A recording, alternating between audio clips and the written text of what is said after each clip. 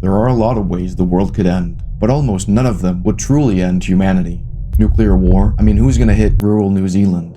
Global environmental collapse? Surely we could find a way to grow some food, even if only for a few thousand. Pandemic? As long as a few thousand survive in an isolated community somewhere, then there are enough people around to eventually rebuild, even if it takes a while.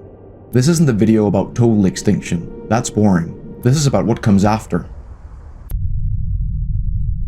Let's say it actually happens. Escalation in Ukraine and Taiwan spiral out of control. A few bad decisions and it's World War III. A miscommunication or a system failure sets off a massive nuclear exchange.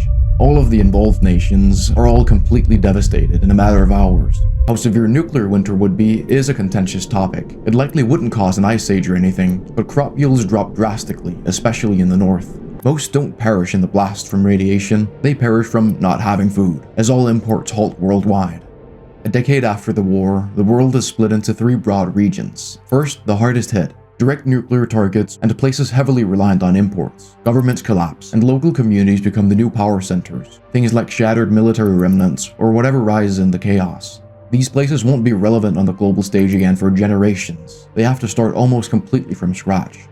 Next is the middle tier, places not directly hit, but deeply disrupted. These places suffer shortages, unrest, even revolutions, but can rebuild over decades. Some like Brazil, Indonesia, and Nigeria have the population, land, and food production to rise as new major powers. This region becomes the world's breadbasket. Latin America, Africa, and South Asia feed what remains of the planet in this new world order.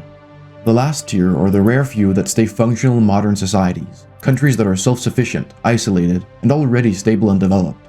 Australia leads here and is immediately elevated to the world's primary superpower. New Zealand, Ireland, as well as the Nordic countries, if they work together and share the food produced in the south, also fare quite well. They're on the outskirts of the hardest hit regions and are able to feed themselves and are highly developed. They don't dominate the world or anything, but they're some of the best places to live. These are the tech and manufacturing hubs that restart global trade. Not quite untouched, but intact enough to matter.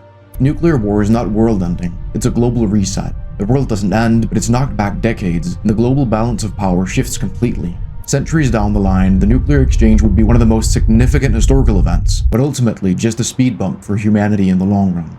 On the topic of rebuilding after the end of the world, today's sponsor is super relevant, and one I personally really enjoyed, the book, The Ultimate Guide to Rebuilding Civilization. Whether it's nuclear war or a pandemic, you need more than grit to rebuild the world, you need knowledge. That's where the book comes in. It's like a blueprint for starting over, packed with detailed illustrated guides to recreating the inventions civilization relies on. I found it genuinely useful for understanding the timeline of rebuilding the world in some of the scenarios in this video. It has over 400 pages covering 180 topics, from digging wells for clean water to building radios, windmills, even basic medicine. It's a pleasure just flipping through the illustrations and concepts. But it's more than a work of art. It's also a survival manual, with expert insight from over 50 professionals, including scientists, engineers, and historians. If you're into science, history, or just love learning about how the world works, check it out in the link in the description and use the code NEATLINK10 for a discount. Let's say the worst happens. A 10 to 15 kilometer wide asteroid, the kind that ended most of the dinosaurs except for birds, is discovered on a collision course with Earth. How early would we know? With current tech, we'd likely detect something this big several years in advance. Let's say we get 2 years of warning. That's enough time to try a deflection mission, but not enough time to build a backup if it fails. Then it fails. With a year till impact, the world prepares. Massive food stores are built worldwide. Governments coordinate like never before. Regional blocks emerge to manage these tasks, as no small country can handle it alone. Then it hits. Tsunamis scour the Pacific Rim. A shockwave flattens South America. Debris ignites the atmosphere, causing global firestorms. The sky darkens. Temperatures plummet. Crops die, but all unevenly, with the opposite side of the world less affected. Sunlight drops by over 90%, triggering an 8-year winter. Crops fail almost everywhere, but survival isn't left to chance. Countries drafted millions into underground shelters and repurpose everything. Stadiums become compounds, and suburbs turn into UV-lit greenhouses. Most survivors live in these densely populated communities under curfews, eating only their given ration, just barely surviving. It's miserable but functional. That is, if they got into one of these urban centers. Rural and underdeveloped regions suffer the most. Traditional farming becomes very difficult without as much sunlight. 8 years after the impact, the sky's clear, and the climate stabilizes. But the world that emerges is nothing like before. Roughly 14% of humanity, around 1.2 billion people, survive. Most cities are gone. The old global economy is dust. But where planning worked, something new begins. The strongest powers to emerge are the ones that cooperated and were wealthy enough to prepare. The European Union, a fragmented but functional United States, and China. Before moving on, consider checking out the new revamped membership perks like early access to videos and mentions at the end of videos. This is a small channel, so any support is much appreciated. A virus emerges. Engineered or natural, it doesn't really matter. It spreads faster than anything we've seen. Incubation without symptoms, airborne, long-lasting on surfaces, nothing stops it. Quarantines fail, vaccines fail, entire countries vanish in months. Billions perish, not gradually. In just a few years, the human population crashes from over 8 billion to 50,000 scattered survivors. We've been here before. Around 70,000 years ago, humanity went through a similar genetic bottleneck, possibly resulting from the Toba supervolcano erupting. Some studies suggest only a few thousand humans survived, so this means we'll probably make it. But in this scenario, there is no modern civilization left. There just aren't enough people in one place for a functional modern society till generations down the line.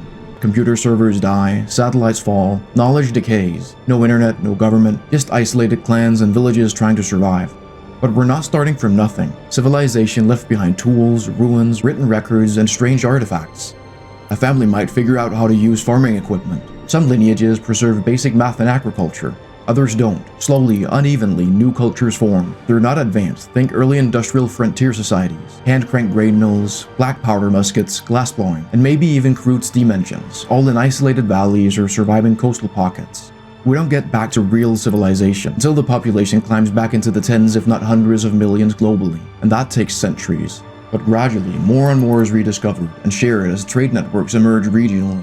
The myths they tell of the old world, of flying machines, glowing screens, and cities that lit up the night, sound more like religion than history. But as more and more is rediscovered, it inspires up-and-coming civilizations.